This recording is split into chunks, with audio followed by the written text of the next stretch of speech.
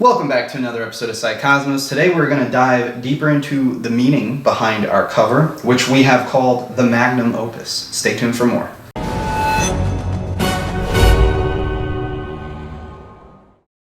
So the way this cover came about was Matt wanted me to bring together all these esoteric elements, and he wanted me to do it in a way that really just, when you see this, you really want to just stop and look and just kind of visually find every element and really question what this image is trying to get you to really think about. And it really dives deep into every subject that we tackle in the book, from spirituality, biology, the Da Vinci Man. It encapsulates everything as above and so below. It's everything in the universe and everything within us. It's like we are the universe embodied. Yeah, that's a really great way to explain it. So basically what I wanted to do when I came to Tyler with this was I wanted to have a space background on the book because, obviously Psycosmos, you got to have that. And up here we actually have what appears to be the Milky Way galaxy. And now within this circle here is the 12 zodiacal signs. And I've even added the figure of Christ up here on the top. Now I'm going to explain why that is as we go through this. We have the 12 zodiacal signs all around, but what you'll notice is that we have replaced the 4 fixed signs with the original images of what those signs represent as far as constellations go. Now this is going based off of Egyptian and Greco-Roman zodiatry or zodiacal interpretations. What we have here is Leo as the lion, very simple, Taurus as the bull, the water bearer Aquarius, man, and what a lot of people might not know is that Scorpio was actually not always a scorpion. Back in the day, before it was changed roughly 2,000 years ago, it was generally understood as an eagle or a phoenix. Now why this is important is because these 4 images here are the 4 faces of Ezekiel's vision within the Bible. And not only Ezekiel's vision, but a bunch of other Christian interpretations of basically God. Now, what it really comes down to is it's a flaming wheel in Ezekiel's vision specifically with eyes all around, and there are 4 faces: a bull, a lion, an eagle, and a man. Now what this represents is the cosmos. It represents, in an esoteric, metaphysical, allegorical sense, it is a wheel or a chariot of the cosmos. It is the Merkaba, it is the vehicle that we use in order to communicate with God. In other words, the cosmos itself. So God's chariot is the observable universe around us. So that's the first point of why we pointed those 4 out specifically. They are the 4 fixed signs of astrology. They play very heavily into a lot of deeper esoteric meanings, and it also plays into what's called the Great Year Cycle, the Platonic Year Cycle, the Kali Yuga, which is a scientifically proven cycle that we are locked within, which a lot of, depending on who you ask, some people say it's 24 to 26,000 years. Doesn't matter the exact amount of years. Well, you need to know, let's just say it's 24,000, okay? What you need to know is we are cycles within cycles.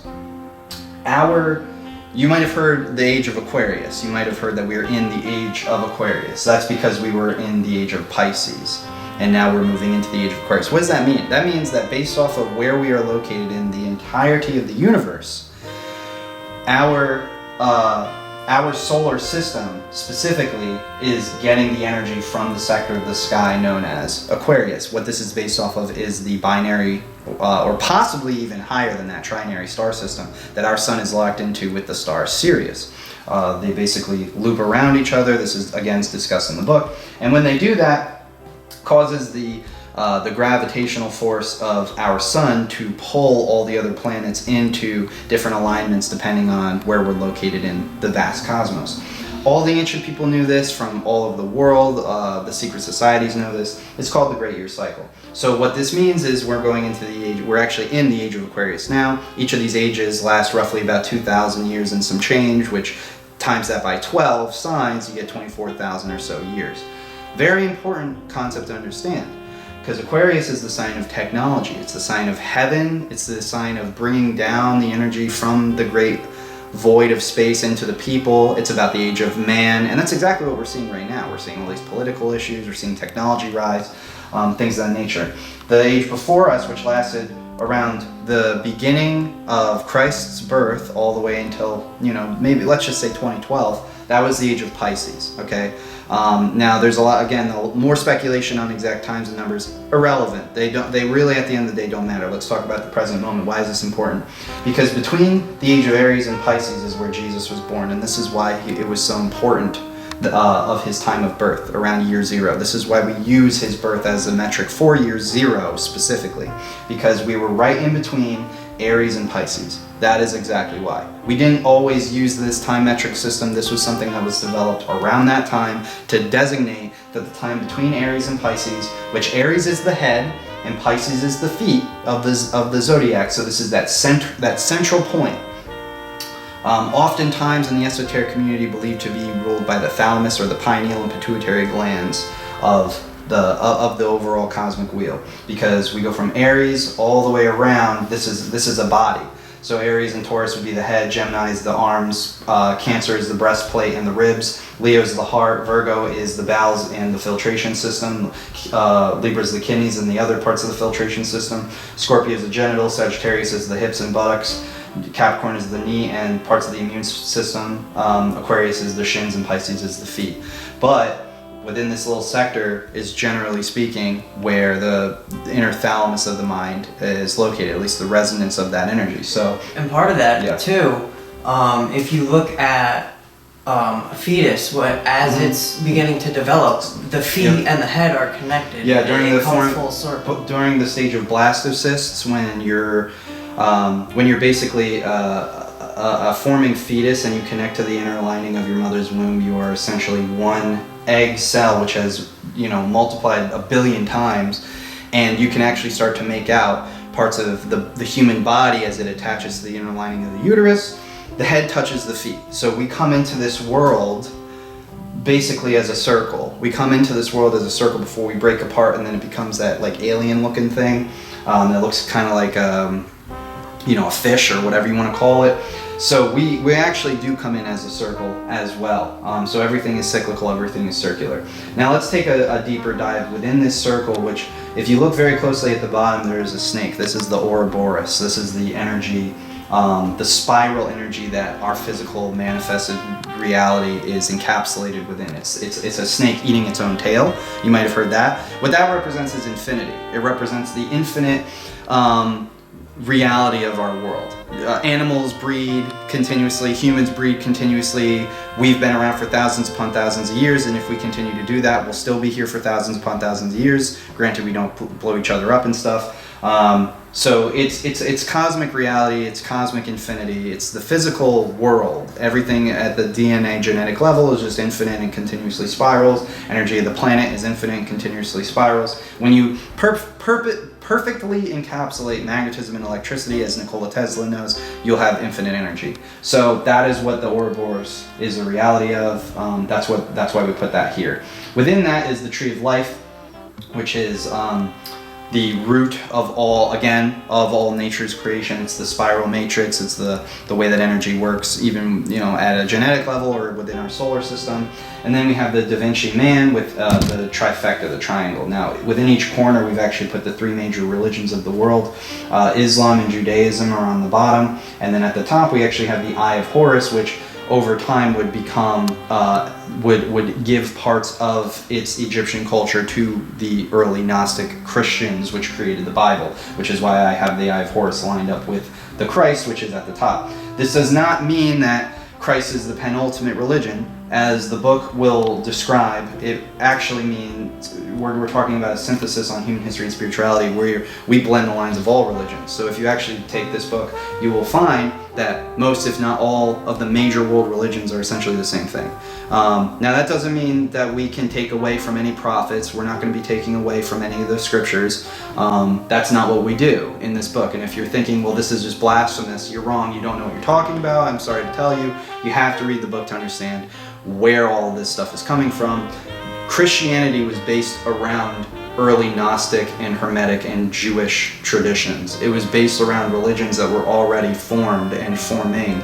Christ was a figure which epitomized all of their religions, which is why they ended up writing the Bible, but the Bible has been rewritten a million friggin' times. So you're not going to get those true interpretations unless you know what it was originally based off of, which is where we've done the work, which is why we're able to share this with you.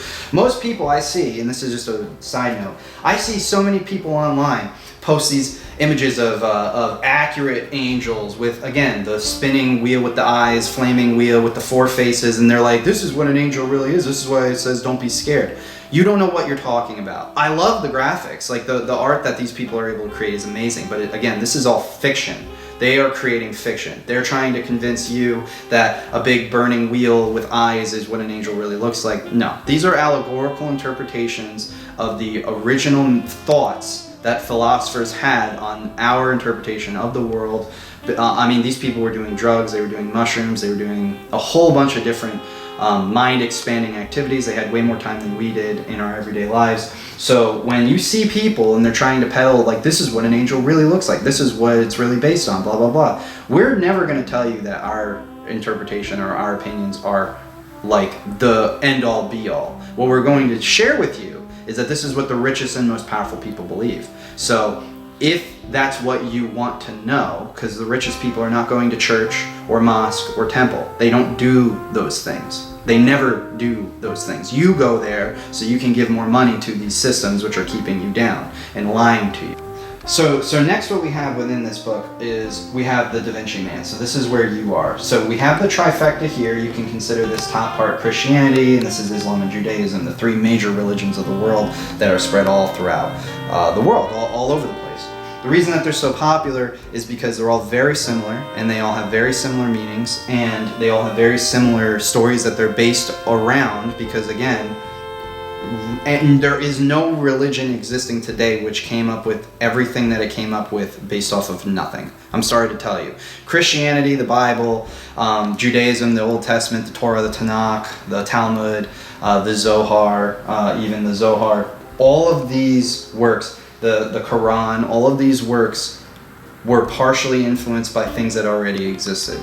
You did not have a million people who were coming together who were writing these books all at one time. The Bible was written over the course of like well over probably 100 years. I can't prove that 100%, but based off of how in-depth that work was, what those people were doing, how long it took to write the old, the New Testament and everything else, it wasn't written in a lifetime, I can tell you that. And most of it was probably written in the Library of Alexandria, which we touch upon in this book. And most of this, of what I'm telling you, is based off of secret societies. It's based off of the interpretations of some of the richest people all throughout history and what they actually believe. That doesn't mean that it's 100% correct, but these people run our world. So you have to know what these people think if you want to run your own world and you want to be able to fight against their version of the world that they are trying to purport to you as like the penultimate wisdom. It's not.